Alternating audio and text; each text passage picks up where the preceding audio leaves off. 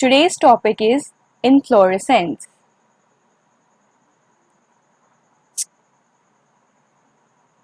An inflorescence is a group or cluster of flowers arranged on a stem that is composed of main branch or complicated arrangement of branches. Means how the flowers are arranged at the stem.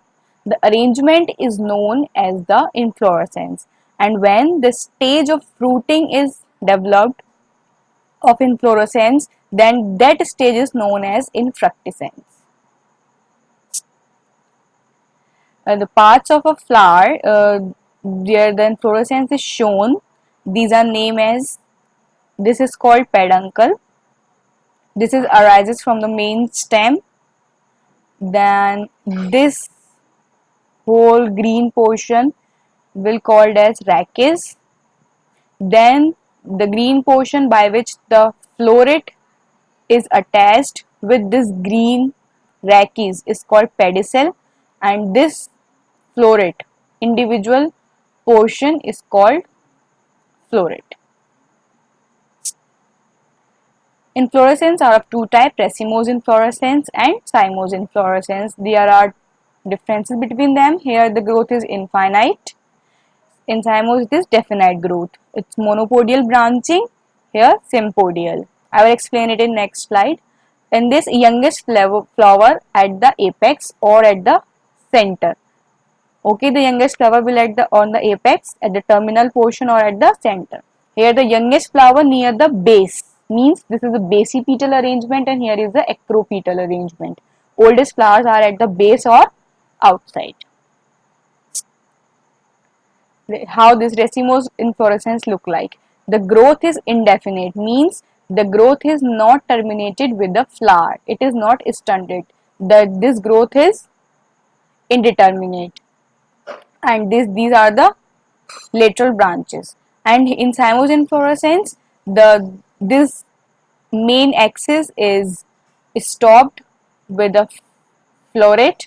Here the growth is stopped with the flower at the apex, so this is called the sympodial branching. Here the growth is definite. Here the lateral branches grows more, and here the straight apex is grown indeterminate. That's why this is called monopodial branching. And here the growth is definite and lateral branches are grow more, and the main axis is terminate with a flower. That is why it is called the sympodial branching. The types of racemose inflorescence, there are two: simple racemose inflorescence and compound racemose inflorescence. These are the types. We will discuss one by one. First is simple racemose inflorescence. Here, with elongated axis carrying pedicellate flowers, means pedicels of equal length. These pedicels, this is called pedicel, by which the floret is attached to the rachis. This pedicel are of equal length, then it is called a simple racemose. Next is corium. Here, with the elongated axis carrying pedicellate flowers, means pedicels of different length. The pedicels are of different length. This is shown here like this. So this is called the corium. Present in Cruciferae family. Next is umbel. Here the very short axis carrying pedicellate flowers, means these axis, means this peduncle is very small and the pedicels are of equal length, and these all are radiating in different directions like umbrella. This is a structure of umbrella, that is why it is called the umbel inflorescence, and present in family Umbelliferae. This is difference between umbel. Here the pedicels are of equal length, and here in corium the pedicels are of unequal length. Here all pedicels are arise from one single particular point, and here the all pedicels are arises from different points. Main difference between umbel and corium. Next are capitulum or flower head, present in compositae family. How this is capitulum look like? It is a racemose inflorescence having very short swollen flattened axis like this. Swollen flattened axis which are inserted on sessile flowers, means sessile flowers where the pedicel is absent, means the stalk by which the flower is attached to the rachis is absent, and here encircled by involucre consisting of bracts. Flowers are generally small and called florets. The florets are directly attached on the axis, on the solen base without the pedicels. It's called the capitulum or flower head. Next is called spike. In this, it is similar to raceme, but flowers are sessile. Means in raceme, the pedicels are present, are of equal length, but here pedicels are absent. The floret is directly attached to the rachis. This is only difference between raceme and spike, present in adaphthode. Next is spadix, with elongated, thick, fleshy axis carrying sessile florets, usually unisexual flowers. This is like spadix. This is the thick, fleshy axis and considered bears the sessile florets. Present in family, example Acarus.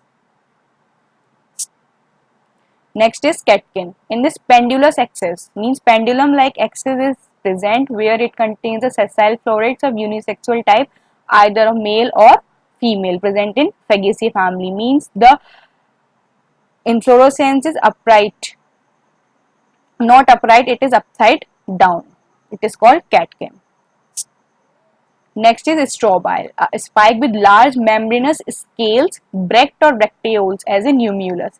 This type of arrangement of flowers is called strobile inflorescence, here which these are bracts are present. Bracts are the extra green colored leaf are present along the floret to protect them. These are the bracts. So these bracts are present. Next, compound in racemose. First is panicle. A compound raceme consisting of racemes arranged in racemose manner. Means in raceme only one main branch and there the florets are attached on pedicels. But here these are alternate. These lateral branches are also present. This is in racemose inflorescence, simple raceme, and this is also in simple raceme inflorescence. The alternate at equal pedicels florets are attached. Example Echevia. Next are corium or this compound corium. Like corium, compound corium is also same. Here the lateral branches are increased. This is arranged in lateral branches only one floret is attached, and in compound in lateral branches there are more further lateral branching and more florets are attached. Similar like that, it is compound umbel. Here also at one or lateral branch there is arised several branches more. Like compound spike, here the spikelet is arised from a single point like in wheat. Next is compound capitulum. Here the cluster of heads we have seen in simple, that is called the compound capitulum. Next is compound spadix as in palm. These all inflorescence are same as they are in simple, but here the more lateral branches are arises and more florets are on their lateral branches in the same manner like they are in their simple inflorescence in spadix, corium, etc. Thank you.